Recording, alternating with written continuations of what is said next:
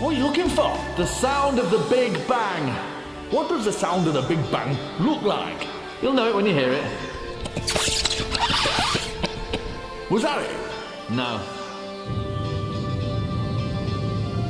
Is that it there? Yes, Eddie, that's it. For the 38th cycle, time will now begin again. Only this time, the self-fulfilling prophecy has foretold that it will begin wrongly, thanks to you, and we will be plunged into darkness, and only you and I can fix it. Well, let's get out of here then. It's the Big Bang apocalypse, Eddie. We're at the end of time and the universe is empty. We can't just hide behind the sofa. Well, let's duck behind this couch instead then. Oh my God, it's a time freeze bomb! Time freeze bombs? Are they dangerous? Yeah, they freeze you in time temporarily.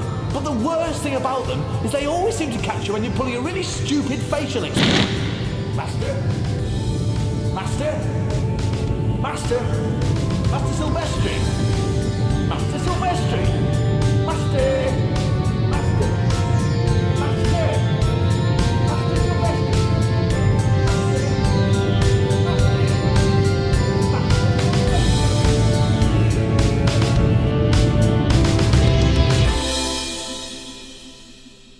The conceptual universe, within which exists the scientific universe, is a reality maintained not by physical law, but by ideas and concepts. Its structure is governed by semantics, grammar, and the magic three.